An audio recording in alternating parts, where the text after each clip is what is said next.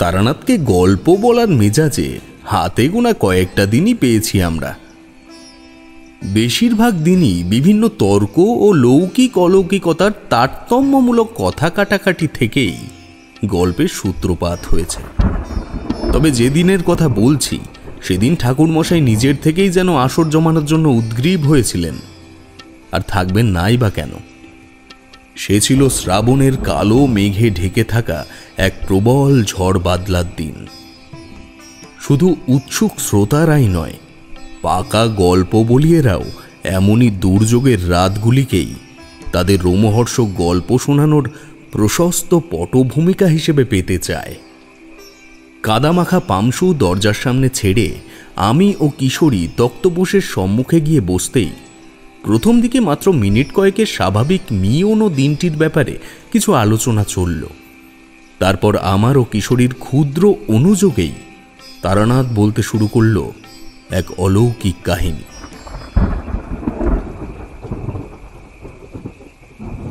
একদিন সোমনাথ চক্রবর্তী নামে এক ভক্তের বাড়ি থেকে ব্রাহ্মণ ভোজন করে বাড়ি ফিরছি। পায়রাডাঙ্গা পর্যন্ত পৌঁছে একটা পরিচিত চায়ের দোকানে একটু বিশ্রাম নেব বলে আর চা খাবো বলেই বসলাম। চায়ের দোকানদার হারান ঘোষ আমায় অত্যন্ত শ্রদ্ধা করত আর ভালোবাসত বিস্তর। অনেক চেষ্টা করেও কোনোদিনও এক কাপ চায়ের দাম তাকে নেওয়াতে পারিনি।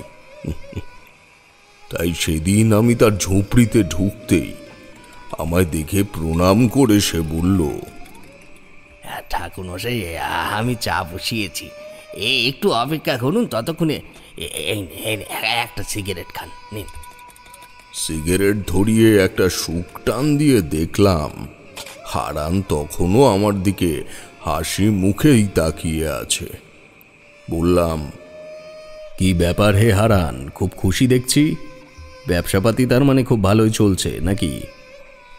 ও হাত জোড় করে বলল, আগে ঠাকুরমশাই, আপনার দয়ায় খুব ভালো চলছে। তাছাড়া আমার মেয়ে আবার নিমন্ত্রণ করেছে আজ রাতে। শান্তিপুরের শ্মশানে অনেক বড় করে শ্মশানকালী পুজো হয়। অনেক বড় বড় সাধুরাও দূর দূরান্ত থেকে আসে ওই পুজোর জন্যে। সেইখানে আবার একটা ছোটোখাটো মেলাও বসে। তাই ভাবছিলাম আজ মেয়ে জামাইয়ের সাথে একটু ঘুরবো। তারপর সকাল সকাল আপনার দর্শন, তার মানে আজ দিনটা খুবই ভালো যাবে আমার। জয় মা, জয় মা কালী। আমি কিন্তু ততক্ষণে মনস্থির করে নিয়েছি, শান্তিপুর শ্মশানই হলো আজ রাতে আমার গন্তব্যস্থল। অন্তত সেখানে আজ অনেক সাধু সঙ্গ তো পাবো, তারপর আহারের ব্যবস্থা তো থাকবেই। চাটা খেয়ে হাঁটা শুরু করব এসব ভাবছি। এমন সময় হারান বলল, এই যে ঠাকুরমশাই, এই নিন আপনার চা। হ্যাঁ দাও। চা পান করে হাঁটা শুরু করলাম। পথে কোথাও দাঁড়ালাম না। এক টানা হেঁটে যখন শান্তিপুর শ্মশানে পৌঁছালাম তখন অমাবস্যা জমতে শুরু করছে ধীরে ধীরে। শ্মশানকালী পুজোয় রাতে স্বয়ং মা কালী উপস্থিত থাকেন শ্মশানে। তাই এই পুজো কিন্তু যে কোনো ব্রাহ্মণ করেন না। এই রক্ত পিপাসু মা ভয়ঙ্করীর সামনে বলি না দিলে মায়ের পুজো সম্পূর্ণ হয় না।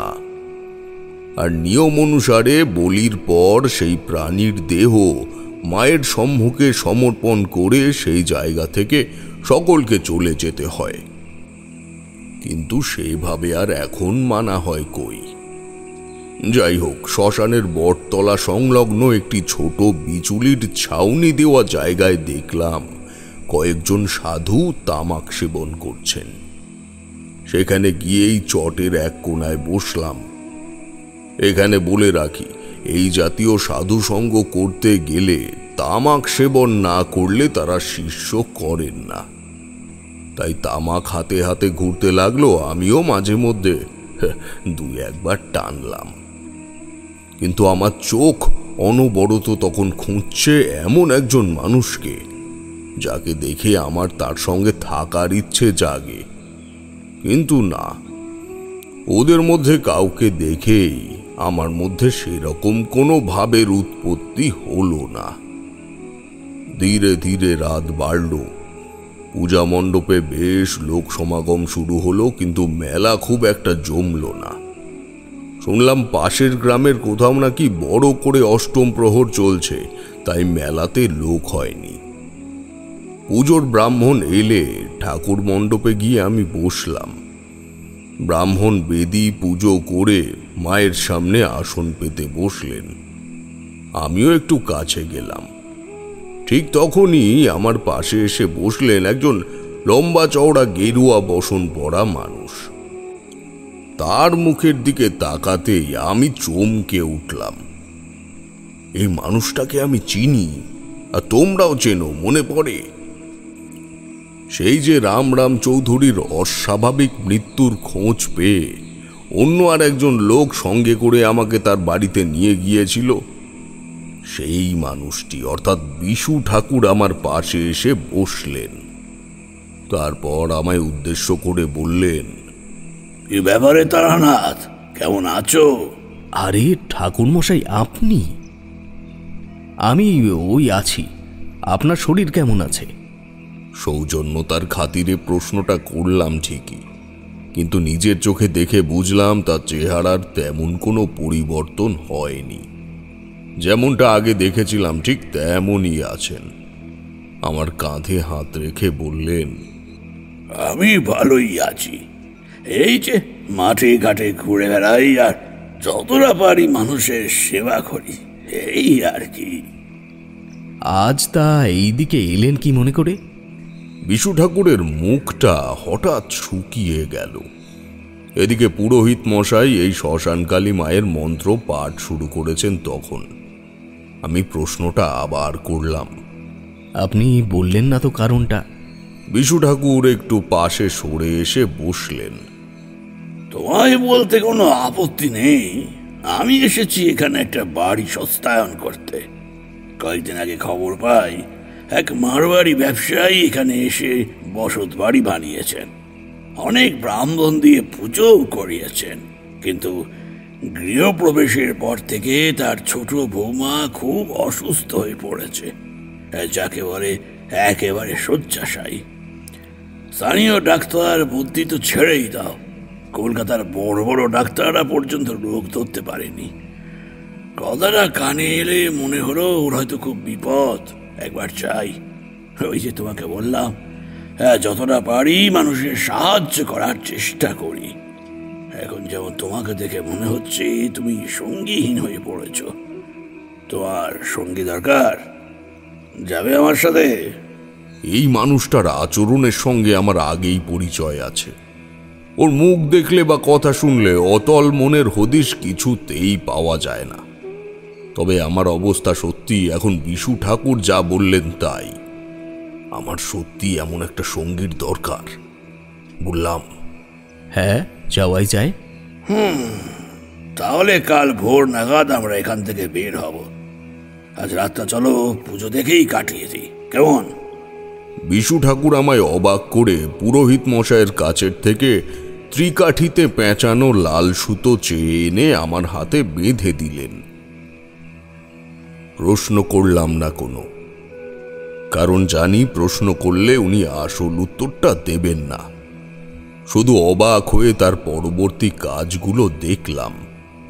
ঠাকুর মশাইয়ের কাছের থেকে আঙুলের মাথায় একটু ঘি নিয়ে পুজো মণ্ডপের বাইরে গেলেন। সাধারণত শ্মশানকালী পুজোয় শ্যামা পুজোর মতো প্রদীপ জ্বালানো হয় না।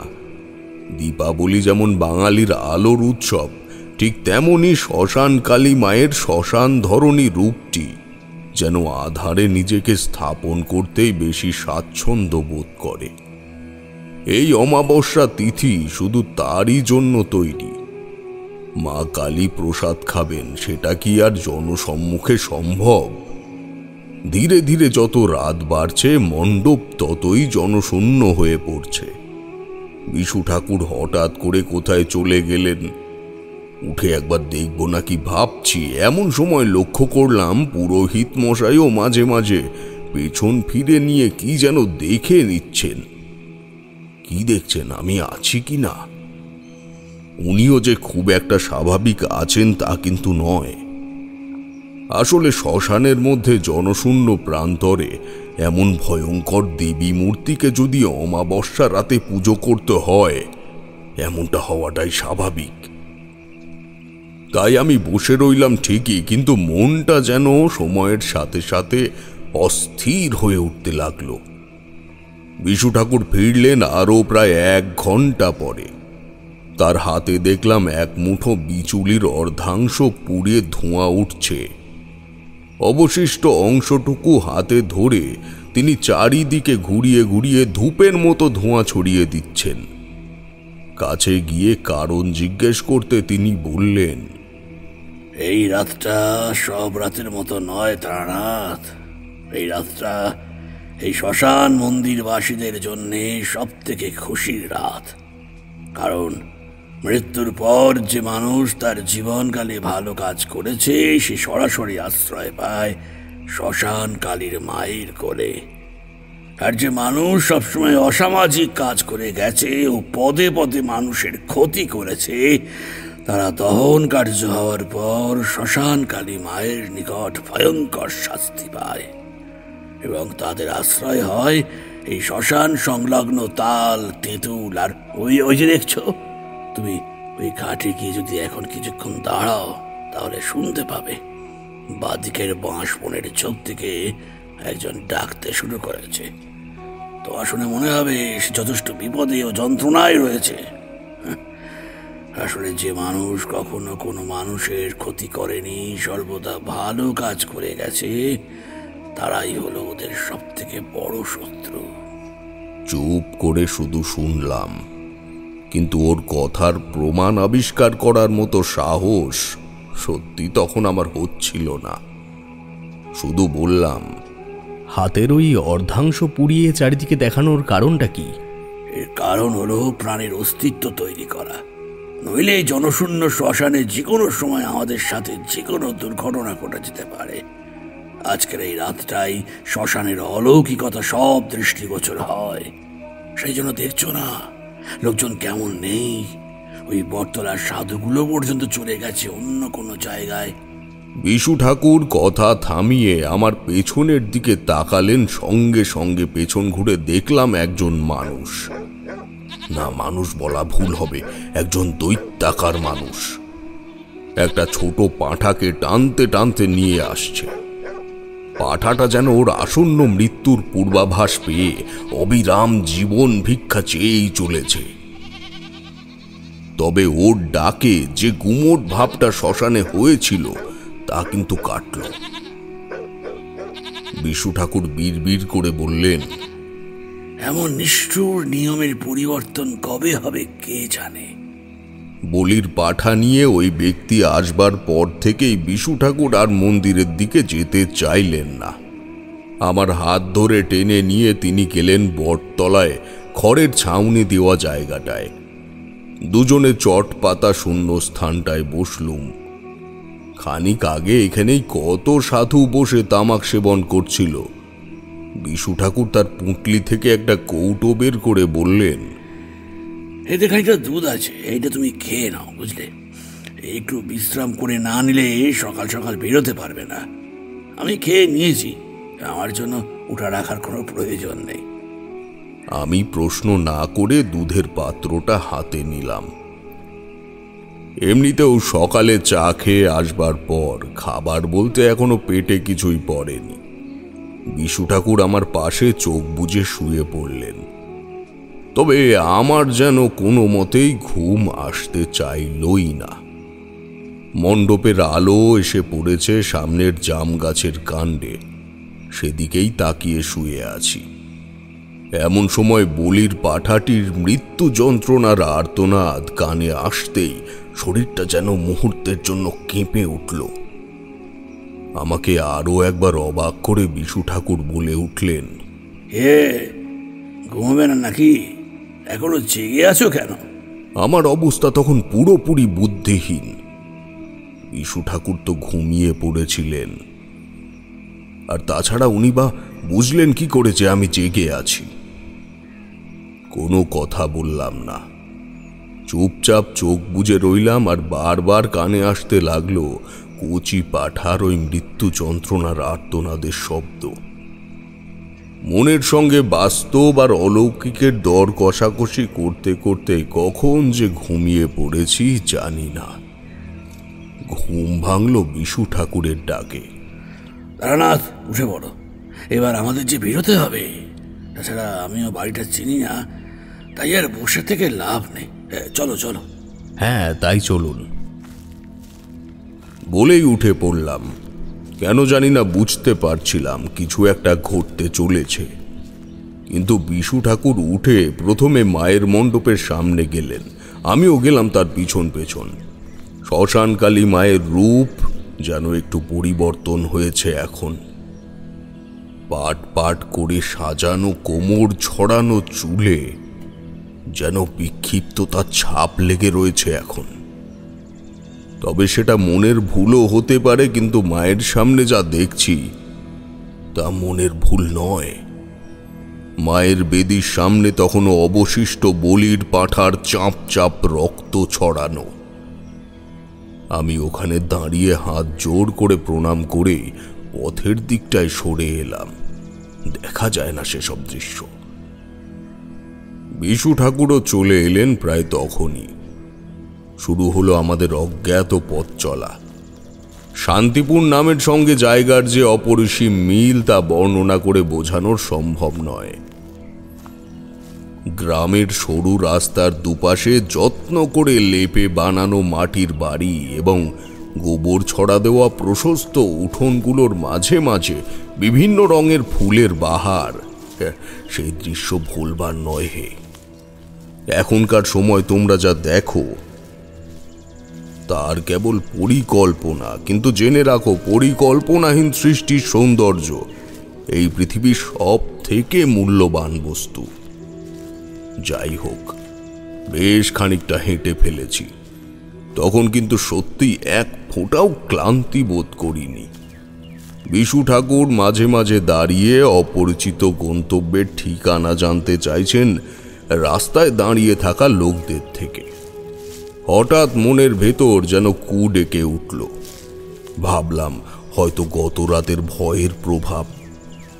এইসব মাথায় আসতেই অন্যমনস্ক হয়ে পড়েছিলাম হয়তো। ঘোর কাটতেই দেখি বিশু ঠাকুর দাঁড়িয়ে পড়েছেন। কাছে যেতে বললেন, সামনে গিয়েই গ্রামের রাস্তা শেষ হয়েছে এবং শেষ পথিকের কথা অনুযায়ী এই রাস্তার শেষের বাঁ দিকের বাড়িটাই ওই মারোয়ারিদের পরিবারের। একসাথে এসো। মানে বলছিলাম, ওরা যদি শুনতে চায় আমরা কিভাবে জানতে পারলাম, তাহলে কি বলবো? যা বলার আমি বলবো, চিন্তা করো না। অগত্যা আবার হাঁটা শুরু করলাম। এবার আর পেছনে পড়ে গেলে চলবে না। আর তাছাড়া আমি একটু আলাদা হলেই আবার আগের কথা মনে পড়ে যায়। এই ভেবেই ওর পাশে পাশেই হাঁটছিলাম।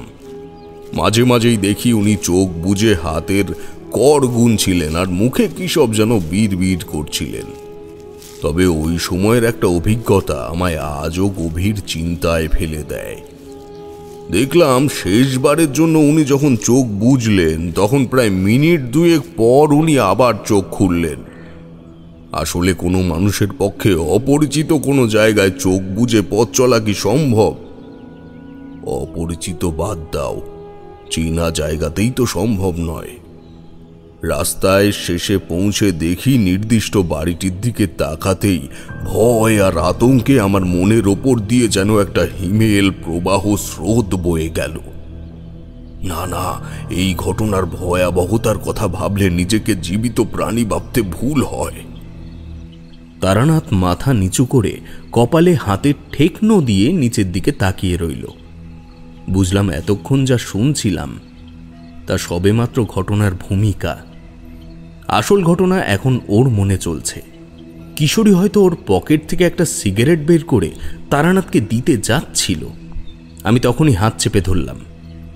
তারানাথ এবার ধীরে ধীরে মাথা তুলল। এই ঘটনার কতটা তোমরা বিশ্বাস করবে জানি না, তবে ঘটনাটা আমার জীবনে একটা ভয়ের দাগ কেটে দিয়ে গিয়েছে। আমরা একে অপরের কাছে এসে তারানাথের দিকে তৃষ্ণার্থ শ্রোতার দৃষ্টিতে চাইতে সে আবার শুরু করল। মধুসুন্দরী দেবীর আশীর্বাদে আমি কোনো ব্যক্তির ওপর আসা বিপদের পূর্বাভাস পেতাম, তোমরা তো জানোই। আর এমন কয়েকজনকে আমি নিজেও বিপদ থেকে উদ্ধার করেছি। তবে যখন দেখলাম আস্ত একটা দোতলা বাড়ি ঘন কালো মসলিনের মতো পদার্থের বলয়ে ঘেরা, তখন বিপদের পূর্বাভাস নয়, সামনে যত শত শত অজ্ঞাত ভয়ঙ্কর মৃত চেহারা চোখ রাঙিয়ে আমাকে শাসিয়ে গেল। বিশু ঠাকুরও দেখলাম আমার মতনই থমকে দাঁড়িয়ে পড়েছেন। তিনি নিচু গলায় বললেন, অবস্থা একেবারেই ভালো নয়, আমাদের আসতে হয়তো দেরি হয়ে গেছে। এই বাড়িতে কি হয়েছে তা কি বুঝতে পারছেন? এখানে কি হয়েছে এটা বলতে পারবেন একমাত্র ওই লোকটি। চলো। দৃষ্টি অনুসরণ করে দেখলাম একজন বয়স্ক ভদ্রলোক মাথা নিচু করে বাড়ির সিঁড়ি দিয়ে বারান্দায় উঠে বসলেন। তার মুখের ভাবনা বুঝতে না পারলেও বসবার ধরনে চিন্তার ভাব স্পষ্ট। চেয়ারের প্রথম অংশের দিকে সরে এসে মাথাটা হেলান দেওয়ার জায়গায় রেখে উপর দিকে চেয়ে আছেন।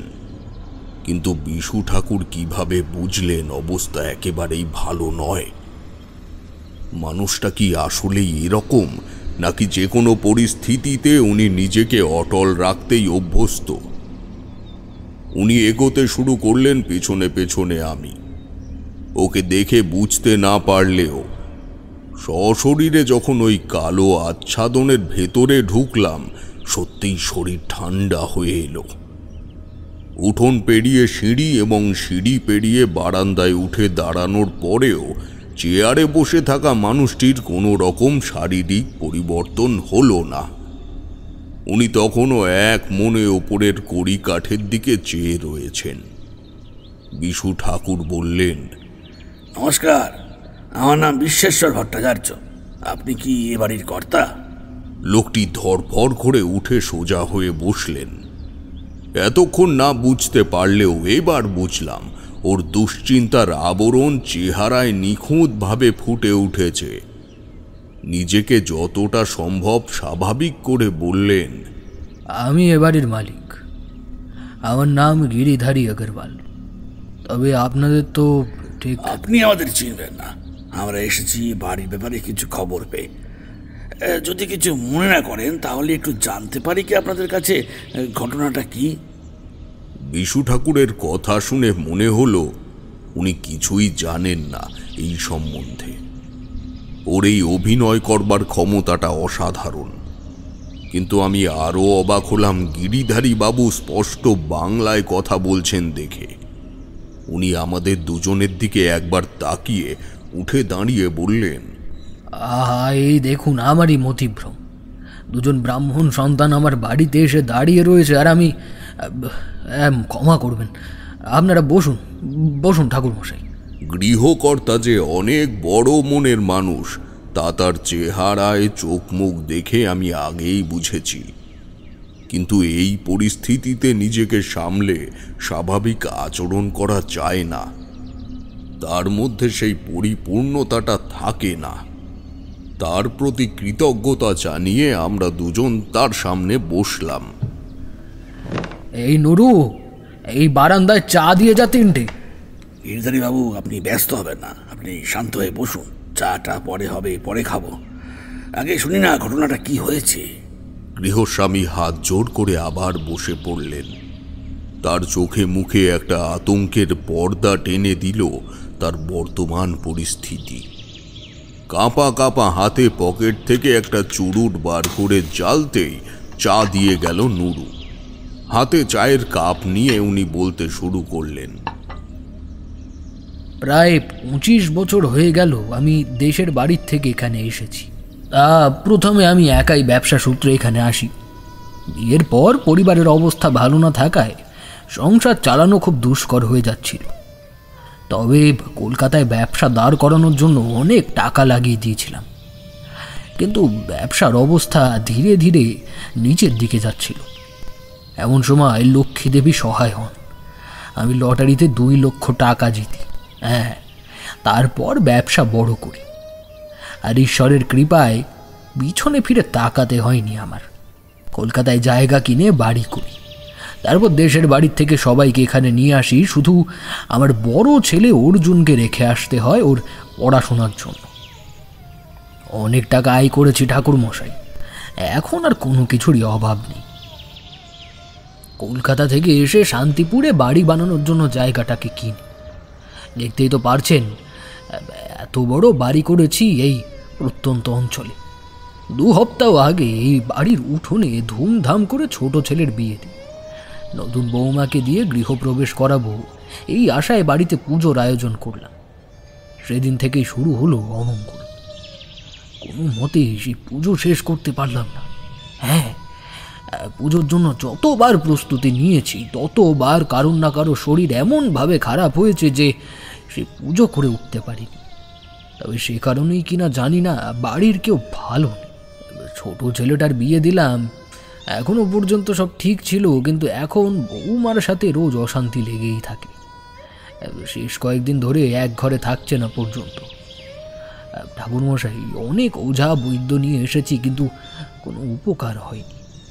আপনারা দেখুন, যদি এই বিপদের থেকে আমাদের রক্ষা করতে পারেন তবে সারাটা জীবন আমরা আপনাদের কাছে ঋণী হয়ে থাকব। এভাবে চলতে থাকলে আমরা কেউ বাঁচব বলে মনে হয় না। গিরিধারী থামলেন। আমরা অবাক হয়ে পুরোটা শুনলাম। বিশু ঠাকুর প্রশ্ন করলেন, আপনার ছেলেরা কোথায়? তাদের সাথে একটু কথা বলা যাবে কি? ছোট ছেলে গেছে কলকাতা, আজ বিকেলে ফিরবে। আর বড় ছেলে অর্জুন বিয়ে থাওয়া করে ওখানেই সংসার ধর্ম করছে। ছোট ছেলের বিয়েতে এসেছিল, আবার চলে গিয়েছে। তাহলে বাড়িতে এখন কে কে আছে? এই বাড়িতে ওই আমি, আমার স্ত্রী, ছোট বৌমা আর একজন রান্না করার বাম। আরও 2-1 কাজের লোক ছিল, তারা হঠাৎ আসা বন্ধ করে দিয়েছে। ওর নাম নুরু। ও আমার সাথে প্রায় 15 বছর ধরে আছে। আমার ব্যবসার কাজকর্ম থেকে শুরু করে সমস্ত টুকটাক কাজ ওর হাতেই হয়। যাই হোক, আপনাদের দেখে ক্লান্ত মনে হচ্ছে খুব, তাই না? চলুন, আপনাদের একটা ঘর খুলে দিই, একটু বিশ্রাম নিয়ে নেবেন, কেমন? অত ব্যস্ত হওয়ার কিছু নেই, আর আমাদের বিশ্রামের প্রয়োজনও তেমন একটা হয় না। চলুন একবার আপনাদের বাড়ির চারিদিকটা ঘুরে দেখতে চাই। গিরিধারী এই ক্ষেত্রেও যেন একটু ব্যস্ত হয়ে পড়লেন। আসলে ওর মনের মধ্যে যেটুকু সংসারকে রক্ষা করতে না পারার ভয় জন্মেছিল, আমরা আশায় সেই ভয়ের পরিমাণ যেন একটু কমেছে। একইভাবে বললেন, আসুন না, চলুন পুকুরের দিকটা আগে দেখাই। আমরা তাকে অনুসরণ করলাম। সিঁড়ি থেকে নেমে ডান দিক বরাবর প্রশস্ত উঠোন ছাড়িয়ে একটা কৃষ্ণচূড়া গাছের তলায় কালো জলের একটা বিরাট পুকুর দেখলাম। নিজেদের জন্য ঘাট বাঁধিয়ে বসার জায়গাও করা রয়েছে। গিরিধারী বললেন, সংসারে অমঙ্গল নেমে এলে তো কোনো দিক থেকে ছাড়ে না। পুকুরটাতে প্রায় 2-3 কিলো ওজনের রুই কাতলা ছিল, তাও বোধহয় চুরি হয়ে যাচ্ছে। আমার এমনিতে একটু সকাল সকাল ঘুম থেকে ওঠা অভ্যেস, তা পুকুর পাড়ে এসে প্রায় রোজই দেখি জল পুরো ঘোলা হয়ে আছে। এদিকে সংসারের এই অবস্থা, তার মধ্যে কি পাহারা দেওয়া সম্ভব? আগে ঠাকুরমশাই এই দিকটায় আসুন। পুকুর পাড় থেকে প্রাসাদের মতো বাড়িটির পেছনে যাওয়ার রাস্তা। 3 জন সেদিকে অগ্রসর হলাম। গিরিধারী আঙুল দিয়ে কোন ঘরে কে থাকে তা দেখিয়ে দিতে লাগলেন। বাড়ির পেছনের দিকটা অযত্নের কারণে প্রায় একটা ছোটখাটো জঙ্গলে পরিণত হয়েছে, কিন্তু দূর থেকে দেখলাম একটা নির্দিষ্ট জায়গায় আগাছার পরিমাণ যেন অপেক্ষাকৃত কম। সেদিকটাতেই হেঁটে গেলেন বিশু ঠাকুর। গিরিধারী আর এলেন না। উনি ওখানে দাঁড়িয়েই উচ্চস্বরে সব বর্ণনা দিতে লাগলেন। আমি সেই জায়গায় পৌঁছে দেখলুম বিশু ঠাকুর একবার নিচের দিকে আর একবার ওপর দিকে চিলে কোঠার ঘরটি দেখে নিচ্ছেন। তখনও আমি চেয়ে আছি ওর মুখের দিকে। উপরের ঘরে কি থাকে? মানে ওই চিলে কোঠার ঘরে? ওই ঘরটা এখন বৌমা থাকে, বললাম না, ওদের মধ্যে খুব অশান্তি হচ্ছে দিনকে দিন। বাড়ির নিচের দিকে তাকাতেই আমি চমকে উঠলাম। দেখলাম বাড়ির দেওয়ালের যে অংশটুকুতে শ্যাওলা জমে আছে সেখানে দেয়াল বেয়ে মানুষ চলাচলের ছাপ তৈরি হয়েছে। উত্তেজনায় চিৎকার করতে যাব এমন সময় বিশু ঠাকুর আমার হাত চেপে ধরলেন, নিচু গলায় বললেন, দেখেছি, তবে শুধু এটা মনে রেখো, আপাতত কারোর সামনে প্রকাশ করবে না কিছু। মনের মধ্যে অসীম আতঙ্ক চেপে রেখে মুখ নিচু করে গিরিধারীর কাছে ফিরে এলাম, পাছে উনি আমার মনের ভাবটা না বুঝতে পারে। বাড়ির ভেতরে ফিরে এসে আমাদের একটা দোতলার নির্দিষ্ট ঘরে রেখে নিচে গেলেন গৃহস্বামী। আমি জানলার কাছে এসে একটা চেয়ারে বসে বিশু ঠাকুরের দিকে সপ্রশ্ন দৃষ্টিতে চেয়ে রইলাম। মন শুনতে চাইছিল এই প্রসঙ্গে তার ব্যাখ্যা, কিন্তু তিনি আমায় এই ব্যাপারে একটা কথাও বললেন না, বরং এমন একটি প্রস্তাব রাখলেন যা আমার মাথাতেই আসেনি তখন। চলো পুকুরটাতে একবার স্নান করে আসি, সামনে অনেক কাজ বাকি, তার আগে শরীরটা একটু ঠান্ডা করে নি। কথাটা শুনে আমার মনে কিছুক্ষণের জন্য ওর প্রতি বিরূপ ধারণা সৃষ্টি হলো। ভাবলাম, মানুষটা কি পাগল, নাকি উনি আন্দাজ করতে পারছেন না যে বাড়িতে আরো কত বড় বিপদ ঘটতে চলেছে। যাই হোক, উনি না পারলেও আমি যথাসাধ্য চেষ্টা করবই। নিজেকে সামলে নিয়ে বললাম, হ্যাঁ চলুন। স্নান করে ফিরে এসে দেখি এই অবস্থাতেও গিরিধারী আমাদের জন্য পঞ্চব্যঞ্জন তৈরি করেছেন, কিন্তু এই পরিস্থিতিতে কি খাওয়া যায়? যেটুকু খেলাম অনেক জোর করে। বিশু ঠাকুরের মধ্যে যদিও তেমন কোনো ব্যাপার লক্ষ্য করলাম না, কিন্তু উনি খেতে বসে কোনো কথা বললেন না, শুধু উঠে যাওয়ার সময় বললেন ছোট ছেলে এলে যেন আমাদের ডেকে পাঠানো হয়, উনি তার সঙ্গে কথা বলতে চান। ওপরে নিজেদের ঘরে এসে আমি বিছানায় শুয়েছিলাম কিছুক্ষণ। পুকুরে স্নান করে খাওয়া দাওয়া করার পর যে কোনো মানুষের একটা ঘুমের ভাব আসে, আর তাছাড়া এই বাড়িটার ভেতরে যে বাতাস চলাচল করছিল তা অপেক্ষাকৃত ঠান্ডা। এভাবেই যে কখন চোখ লেগে গিয়েছিল বুঝতে পারিনি। ঘুম ভাঙল দরজা খোলার শব্দে। নমস্কার, তুমি আবার আসতে গেলে কেন? তোমার বাবাকে তো বলেছিলাম তুমি এলে আমাদের নিচে ডাকতে। যাকে এসেছো যখন এখানে বসো, তোমাদের সাথে কিছু কথা আছে আমার। দেখলাম প্যান্ট জামা পরা একটা ফর্সা ছেলে ঘরের ভেতরে ঢুকে এলো। বুঝলাম এটাই গিরিধারীর ছোট ছেলে। দেখে খুব মায়া হলো আমার। এত সুন্দর একটা ছেলের জীবনে, পরিবারে এবং দাম্পত্য জীবনেও এত দুঃসময় বয়ে এসেছে। কে জানে এর শেষ কোথায়। বিশু ঠাকুর তাকে তক্তপোষে বসতে বলে নিজের চেয়ার টেনে নিয়ে তার সামনে বসলেন। আমিও পাশে গিয়ে দাঁড়ালাম। তিনি বললেন, তোমার বিবাহিতা স্ত্রীর সাথে বিয়ের আগে তোমার ঠিক কতদিনের পরিচয়? মনের সংকোচ না থাকলে এইটুকু আমাদের জানাতে পারবে? ছেলেটি খানিক চুপ করে বসে রইল। বুঝলাম এই জাতীয় প্রশ্নের মুখোমুখি হতে সে প্রস্তুত ছিল না। তারপর বলল, আমি ছোট থেকে খুব আদরে মানুষ হয়েছি। বাবা কখনোই আমার কোনো অভাব রাখেননি। দুজনেই যা চাইতাম তাই পেতাম। তারপর দাদা বড় কলেজে পড়ার জন্য চলে যায়, আমি হয়ে গেলাম একা।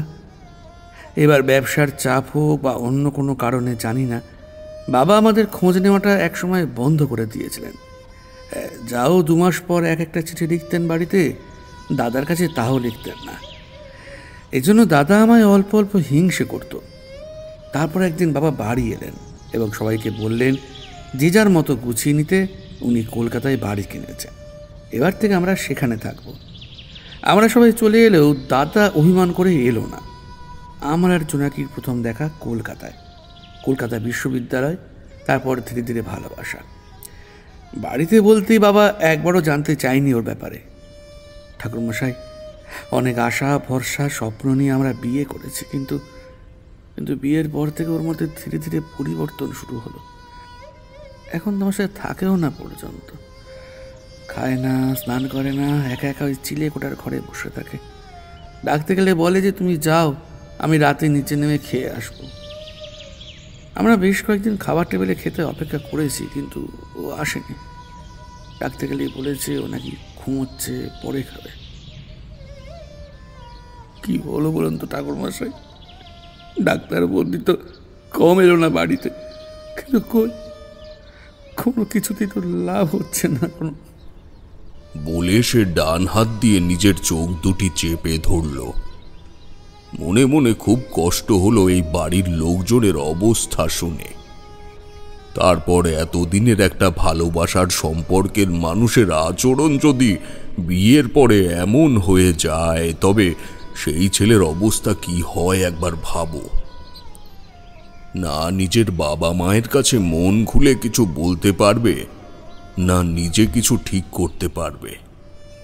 বিশু ঠাকুর তার কাঁধে হাত রেখে বললেন, চিন্তা করো না, আমরা যখন এসে পড়েছি কোনো না কোনো ব্যবস্থা ঠিক করে দিয়েই তবে যাব। তুমি একবার আমাদের ওই চিলেকোটার ঘরে নিয়ে যাবে? হ্যাঁ চলুন, আমার সঙ্গে চলুন, আসুন আসুন। আমরা তার সঙ্গে এগোলাম। বড় বারান্দা পেরিয়ে উত্তরের শেষ প্রান্তে চিলেকোঠায় যাওয়ার সিঁড়ি। সেদিকে যত এগোচ্ছি ততই যেন মন ও পরিবেশ দুটোই ধীরে ধীরে ভারী হচ্ছে। জয়নের পেছনে বিশু ঠাকুর আর তার পেছনে আমি। তখনই শুনতে পেলাম শব্দটা, কেউ কি নাক ডাকছে। মানে কোনো লোক কি দিনভর কাজ করে ক্লান্তির পর ঘুমিয়ে পড়েছে?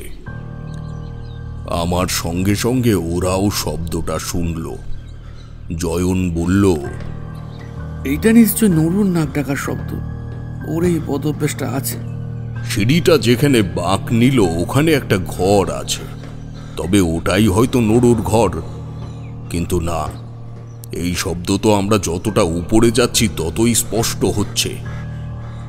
তবে কি ওই মেয়েটা এভাবে নাক ডাকছে?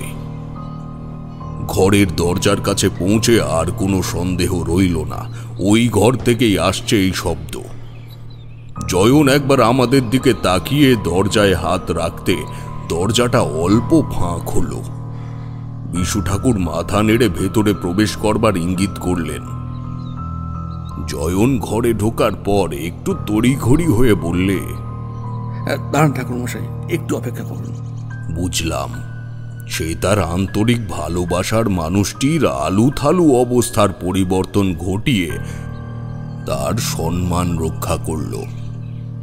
এই অস্বাভাবিক অবস্থাতেও তার মনের যে কোনো পরিবর্তন ঘটেনি, এটা তার অন্যতম প্রমাণ। আর তাছাড়া পরিবর্তন হবেই বা কেন? ভালোবাসার মতো সম্পর্কের থেকেই তো প্রাণী জগতের সৃষ্টি। সেই জিনিসের ব্যাপ্তি কতটা তা আমাদের জ্ঞানের ঊর্ধ্বে। যাই হোক, তারপর বিশু ঠাকুর আর আমি ঘরের ভেতরে ঢুকলাম। প্রথমেই যে গন্ধটা নাকে এলো তা হলো ভেজা কাপড় অনেক দিন ধরে না শুকিয়ে থাকলে যেমনটা গন্ধ হয় ঠিক তেমন। হয়তো বিশু ঠাকুরও গন্ধটা পেয়েছেন, কিন্তু জয়ন যে কোনো গন্ধই পায়নি সেটা তার চোখের স্থিরতা দেখে বোঝা গেল। যে চোখের দৃষ্টি গিয়ে পড়েছে তার ভালোবাসার মানুষটির ওপরে। মেয়েটিকে দেখলে সত্যি মুগ্ধ হয়ে যেতে হয়। শুধু সুন্দরী নয়, ভয়ঙ্কর সুন্দরী সে। খোলা চুলে সমস্ত মুখটি দেখলে দেবী মূর্তি বলে ভুল হয়। এমন একটা মেয়ের জীবনে হঠাৎ কি যে হলো যে সে তার সদ্য বিবাহিত স্বামীর সঙ্গে এক ঘরে থাকতে পর্যন্ত পারছে না। কিন্তু খাওয়া দাওয়া না করেও কারো মুখ এত উজ্জ্বল কিভাবে থাকতে পারে? বিশু ঠাকুর পা টিপে টিপে তার পাশে গেলেন। হাত বাড়িয়ে তার মাথায় হাত দিতে যাবেন, এমন সময় মেয়েটি মুখ খুলল। চলে যা, চলে যা তোরা, এখান থেকে চলে যা। চোখ বুজে কড়া গলায় এই কথার সঙ্গে সঙ্গেই বিশু ঠাকুর হাতের ইশারায় আমাদের বাইরে যেতে বললেন। আমি জয়নের হাত ধরে ঘর থেকে বের করে আনলাম।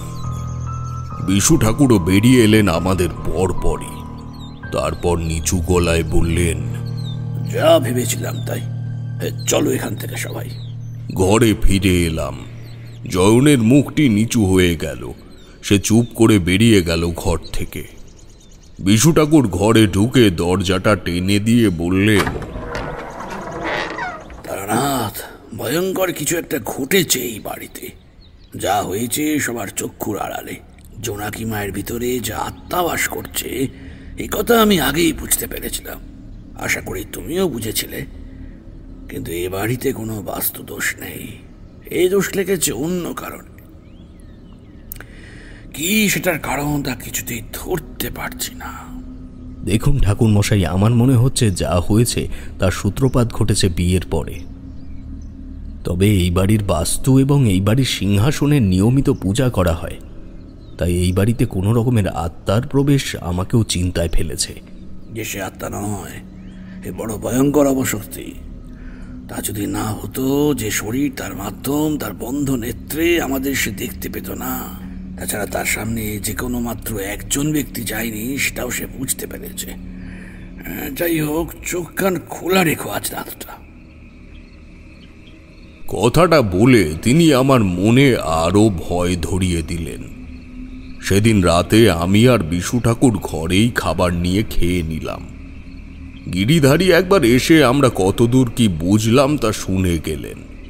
বিশু ঠাকুর কিন্তু তেমন কিছু সমাধান সূচক ইঙ্গিত দিলেন না। রাত তখন ঠিক কটা হবে জানি না। একটা সিগারেট খাবো বলে জানলার কাছে গিয়ে ধরিয়েছি, আর তখনই যে দৃশ্য দেখলাম তাতে আমারও এই বাড়ির থেকে তখনই বেরিয়ে যেতে ইচ্ছে করলো।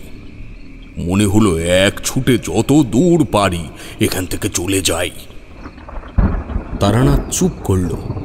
বললাম, ঠাকুরমশাই থামলেন কেন? বলুন না, এমন কি দেখলেন ওই ঘরে? দেখলাম আমার জানলার ঠিক পাশ দিয়ে ওপরে চিলে কোঠার ঘর থেকে জোনাকি মা নিঃশব্দে ধীরে ধীরে হেঁটে নামছে। এই পদ শব্দের মধ্যে কোনো জড়তা নেই। দেওয়াল বেয়ে সোজা হেঁটে মাটিতে নামা এটা পৃথিবীর কোনো মানুষের পক্ষেই সম্ভব নয়। সে আমায় দেখতে পেল না ঠিকই, তবে বোধহয় সিগারেটের গন্ধে জানলার পাশে একবার যেন দাঁড়ালো। বিশু ঠাকুরের কাছে যেতেই উনি বললেন, ও যাচ্ছে পুকুরে, সারা রাত পুকুরে মাছ খাবে। ভোরের আলো ফোটার আগে আবার ঘরে ফিরে যাবে। এর জন্য ঘরে ভেজা কাপড়ের গন্ধ পেয়েছো, এবং গিরিধারীর পুকুরের জল ভোর নাগাদ খোলা থাকে ও মাছও চুরি হয়। কথাগুলি উনি স্বাভাবিকভাবে বললেও আমার মন কোনো মতেই তার এই স্বাভাবিক স্বরকে মেনে নিতে রাজি হতে চাইল না। উত্তেজিত ভাবে বললুম, আপনি যখন সব বুঝতেই পারছেন তখন চুপ করে রয়েছেন কেন? একটা ফুলের মতো সংসার চোখের সামনে নষ্ট হয়ে যাচ্ছে, সেটা কি আপনি দেখতে পারছেন না? এখন শুয়ে পড়ো, কালকে এই সব কিছুর উত্তর পেয়ে যাবে। কথা না বাড়িয়ে শুয়ে পড়লাম ঠিকই, কিন্তু মনটা পড়ে রইল পুকুর পাড়ে।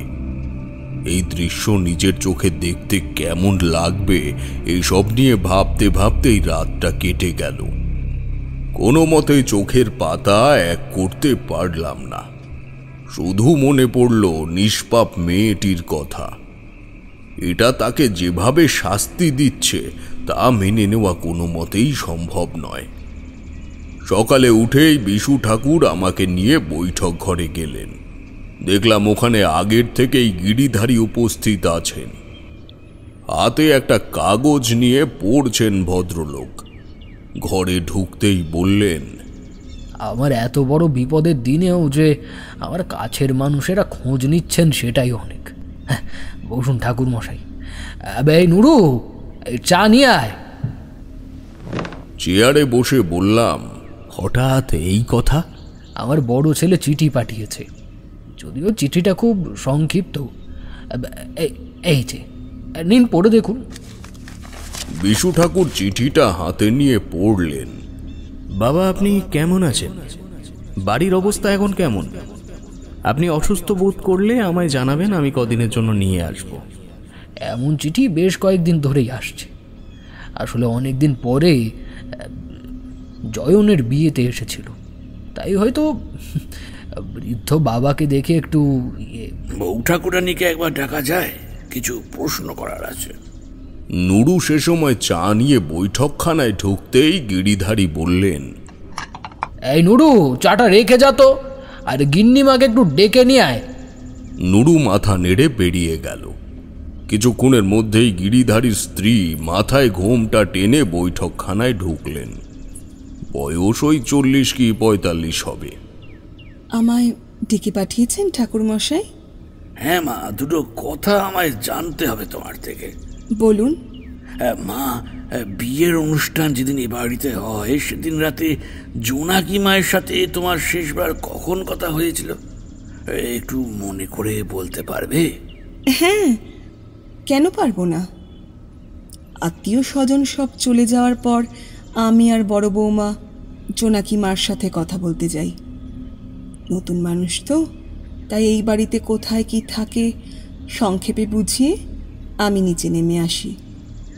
তারপর বড় বৌমা খানিক বাদে এসে নতুন বৌমার জন্য 1 গ্লাস গরম দুধ তার বাসুর ঘরে দিয়ে আসে।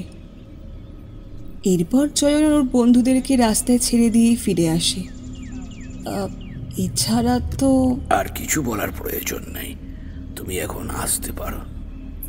বিশু ঠাকুর কি বুঝলেন জানি না, তবে গিন্নিমা চলে গেলেন।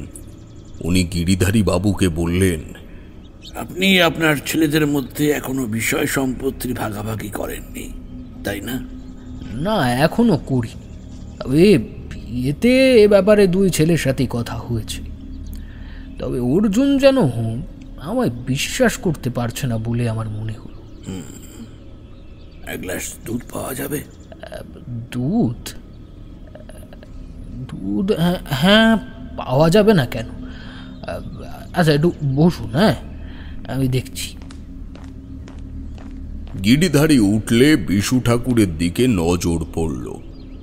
দেখলাম ওর মুখে একটা প্রতিবাদের ছাপ ফুটে উঠেছে।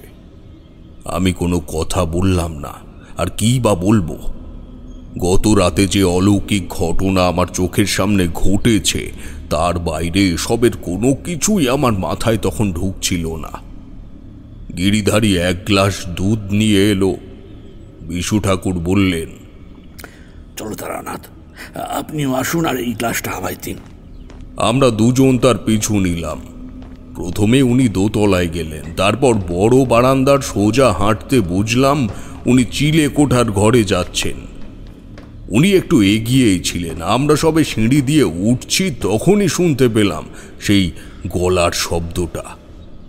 এই গলার স্বর জোনাকি মায়ের মতো অত মিষ্টি মেয়ে নয়। তীব্র গলায় সে বলছে, তোরা নিয়ে যা, আমি খাবো না, খাবো না আমি।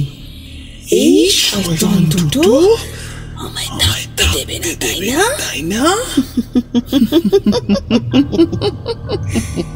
আয় আয় আমার কাছে, আয় আমার কাছে, আয় আয়। কি ভয়ঙ্কর সেই গলার স্বর! সেই স্বরে এতটাই ঘৃণা মেশানো যে সামনে গিয়ে দাঁড়ানোর সমস্ত শক্তি সাহস আমি হারিয়ে ফেলেছি। কি বিভৎস সেই হাসি! গিরিধারী যেন সমস্ত শক্তি হারিয়ে ফেলেছেন। নুরুর ঘরের সামনে থেকে তখন একটা মোটা লাঠি হাতে তুলে নিয়েছেন তিনি। বিশু ঠাকুর ছিলেন ভেতরের দিকে। তিনি সেখান থেকেই ঘুরে দাঁড়িয়ে বললেন, গিরিধারী, লাঠিটা ফেলে দিন। ভুলেও তার শরীরে আঘাত করবেন না। ভুলে যাবেন না সে আপনার বৌমা। তারানাথ, শোনো, তুমি আমার কথা মন দিয়ে শোনো। এক্ষুনি শ্মশানে চলে যাও। শ্মশান বাসিনীকে জাগ্রত করে তোলো। মনে রেখো, তোমার হাতের সময় কিন্তু খুব কম। মানে আমি কি? হ্যাঁ, তুমিই পারবে। আর 1 মুহূর্ত দেরি করো না, যাও। দ্রুত পায়ে আমি বাড়ি থেকে বেরিয়ে পড়লাম। একবার রাস্তা চিনে নিলে সেখানে দ্রুত পৌঁছানো যায়, তাই শ্মশানে পৌঁছতে সময় বেশি আমার লাগলো না। সেখানে পৌঁছে একটা নির্জন জায়গা দেখে বসলাম। শ্মশানবাসিনীর পুজোয়। এই পুজোর ফল এবং প্রক্রিয়া অনেকটা বেতাল জাগানোর মতো, কিন্তু এই ক্ষেত্রে অপদেবতা যখন একজনের শরীরে অনেক দিন ধরে বাস করছে, তখন দেবীকে জাগিয়ে আবার তাকে ফিরিয়ে আনতে হবে। আর এই পথে যদি কোনো বাধা আসে, তবে সৃষ্টিকর্তার মৃত্যু নিশ্চিত। একটি নিম গাছকে কেন্দ্র করে তার চারপাশে গণ্ডি কেটে দেহ বন্ধন করে নিলাম। দূর থেকে শ্মশানে মরা নিয়ে আসা ধ্বনি কানে আসতে লাগলো। মনকে শান্ত করে মধুসুন্দরী দেবীর নাম নিয়ে মন্ত্রপাঠ শুরু করলাম। চোখের সামনে ভাসতে লাগলো জোনাকি মায়ের করুণ মুখ। মন্ত্রপাঠ যতই এগোচ্ছে, কানে যেন ততই শেষকৃত্যের ধ্বনি আরো জোরে জোরে বাজতে লাগলো। দেখলাম সত্যিই কিছু লোক একটা মরা নিয়ে আমার দিকে এগিয়ে আসছে। তবু আমি মন্ত্রপাঠ থামালাম না। আমি জানি যেই জায়গায় বসে পুজো করছি সেটা দাহ করার জায়গা নয়। তবে ভূত জামর শেখার সময় এটাও জেনেছি যে এই জাতীয় কাজ করার সময় নানা রকম পাশবিক প্রক্রিয়ার মাধ্যমে তা নিষ্ক্রিয় করার চেষ্টা চলে। তবে এ কি দেখলাম, আমার সামনে মরা কাঁধের থেকে নামিয়ে দাঁড়িয়েছেন গিরিধারী জয়ন, নুরু আর বিশু ঠাকুর। আর মৃত ব্যক্তি কে তা আশা করি তোমাদের বলতে হবে না। মরার খাটিয়া থেকে ধীরে ধীরে নেমে আসছে জোনাকি মায়ের দেহ। সে আমার দিকে অগ্রসর হওয়াতেও বাকিদের কোনো আপত্তি নেই, বরং তারা চারজন আমায় দেখে হাসছে। আমার মন, বুদ্ধি, বিচার, বিবেচনা সবকিছুতেই তখন যেন সেই অলৌকিকতার বিস্তার ঘটছে আলোক বর্ষ গতিতে। তবুও মন্ত্র উচ্চারণ বন্ধ করলাম না। সে আমার একদম কাছে চলে এসেছে, এতটাই কাছে যে তাকে ছাড়া আর কিছু দেখবার অধিকার আমার চোখ হারিয়ে ফেলেছে। তখন মাথার মধ্যে হঠাৎ যন্ত্রণার একটা তীব্র স্রোত বইতে লাগলো। তারানাথ শক্ত করে তার চোখ বুজে ফেলল। আমিও কিশোরী ঘেমে পুরো স্নান হয়ে গেছি এই গনগনে শীতের রাতেও। জানলার থেকে ঠান্ডা হাওয়া এসে পাক খেয়ে বেরিয়ে যাচ্ছে ঘরের বাইরে। আমি বললাম, ঠাকুমশাই ঠিক আছেন তো? এখন ঠিক আছি, কিন্তু তখন কোন জাদু বলে যে ঠিক ছিলাম জানি না। চোখ খুলে দেখলাম আমি একটা বিছানায় শুয়ে আছি। গিরিধারী আর বিশু ঠাকুর আমার মুখের দিকে চেয়ে রয়েছেন। দুহাতে ভর দিয়ে উঠে বসতেই বিশু ঠাকুর আমায় বুকে জড়িয়ে ধরলেন। কে বলেছি তুমি পারবে না তারানাথ? তুমি পেরেছো, তুমি পেরেছো তারানাথ, তুমি পেরেছো। গৃহকর্তা হাত জোড় করে আমার দিকে অশ্রু ভরা চোখে চেয়ে রয়েছেন। প্রশ্ন করলাম, জোনাকি মা এখন ঠিক আছে তো? সে এখন ভয় মুক্ত, শুধু একটু জ্বর আছে। ডাক্তার এসেছেন, ঠিক হয়ে যাবে সব। আসলে একটা মানুষ যদি প্রতিনিয়ত সারা রাত পুকুরের জলের মধ্যে থাকে, তাহলে তার জ্বর আসাটা তো স্বাভাবিক, তাই না? আর দ্বন্দ্বে রাখবো না বলেই ফেলি সবটা। আপনার ছোট ছেলের বিয়েতে আপনার বড় ছেলে অর্জুন এসে যখন দেখলো আপনি তার বিয়ে এত ধুমধাম করে দিচ্ছেন, তখন তার মনে এটাই প্রশ্ন জাগলো যে আপনি আপনার সমস্ত বিষয় আশয় সম্পত্তি আপনার ছোট ছেলেকে দিয়ে দেবেন, যেহেতু ছোট ছেলেকে আপনি বেশি ভালোবাসেন। কিন্তু এটা তো বাবাকে সরাসরি বলা অসম্ভব। তাই অর্জুন ও তার স্ত্রী এটাই ঠিক করলো, ছোট ভাইকে সংসারী হতে দেওয়া যাবে না। আর যেহেতু ভালোবাসার বিয়ে, তাই সেখানে ফাটল তৈরি করাও সহজ। কিন্তু এক্ষেত্রে আমি সত্যি অনুপ্রাণিত যে আপনার ছোট ছেলে জয়নের নিশ্চিত্র ভালোবাসা দেখে সদ্য বিবাহিত স্ত্রীর এরূপ আচরণের পরও তার চরিত্রের বিন্দুমাত্র পরিবর্তন হয়নি। তাহলে বুঝতে পারছেন গিরিধারী বাবু, আপনার বড় ছেলে অর্জুনের হঠাৎ আপনার প্রতি এত ভালোবাসা উদয় হওয়ার কারণ? ওর নজর শুধুই আপনার তিল তিল করে জমানো অর্থ এবং প্রতিপত্তির ওপর। আপনাকে অনেক ধন্যবাদ, কারণ এই বিষয়ে আপনি আমার চোখ খুলে দিয়েছিলেন। এই কারণেই আমি গিন্নিমার কাছে শুনি জোনাকি মায়ের সাথে বিবাহের দিন রাতের বেলা তার সাথে কে কে দেখা করেছিল। আসলে এটা আপনার বাড়ির বাস্তুদোষ নয়, এই বাড়িতে দোষ ঢুকিয়েছে জোনাকি মায়ের হাতে দেওয়া আপনার বড় বৌমার ওই 1 গ্লাস দুধ। ওতে মেশানো ছিল কোনো অপঘাতে মৃত ব্যক্তির পিণ্ড না দেওয়া অস্থি। বাকিটা তো আপনারা চোখের সামনেই দেখলেন। আমরা যদি আসতে আরো দেরি করে ফেলতাম তবে জানি না যে কি কি হতো। এটুকু বলে বিশু ঠাকুর হাত জোর করে ঊর্ধ্বমুখে প্রণাম করলে।